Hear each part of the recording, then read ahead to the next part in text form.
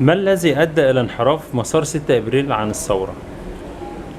أدى إلى انحراف إيه؟ 6 إبريل عن مسار الثورة. ما هي 6 إبريل في البداية كانت عاوزة مطالب كتيرة وطمعانة، نتيجة لأجندة أساسا كانت هي ماشيين من خلالها، ولما جه السيسي غير الأجندة دي فكشفهم. تمام. اتكشفوا بقى ان هم بتوع سبوبه وقعدوا يحققوا معاهم، وحتى قنوات التلفزيون قعدت تحقق معاهم، وفي بنات جت قالت ان احنا فعلا كانوا بيدربونا في دول اشتراكيه وبيدونا مبالغ وكلام من ده. فهذه الفكره يعني، وفي نفس الوقت افتكروا بقى ان هم يعني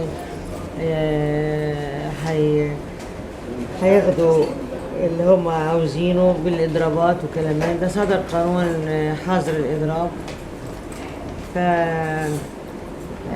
ابتدوا يتجاوزوا، والتجاوزات بتجيب على طول تطبيق القانون. تمام. هل في اتفاقات من تحت الترابيزة بين الإخوان وبين 6 إبريل؟ مش عايزه كلام، مش عايزه كلام، دي قطعا. وده اللي احنا قلناه في البيان، ان بيعملوا امور تصاعديه بتنتهجها فقط الإخوان، فاللي هينتهج بكرة وهينصاع لرأيهم هو الإخوان. تمام. موجة الغلاء اللي استغلتها الإخوان المسلمين هل تؤثر على حكم؟ الإخوان ده 6 إبريل هي اللي مستغلياها. ما هو بالتنسيق مع الإخوان.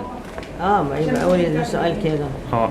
هل تؤثر على حب الشعب للرئيس السيسي؟ لا يعني هو ولا الشعب أوعى من كده؟ لا لا لا. الشعب عارف إن معاه رئيس رفع عنه الظلم، رئيس خلاه يعيش في أمن وأمان. الشعب عارف إن الرئيس جاب لهم مشروعات وماشي في دور التقدم والبناء والتنمية.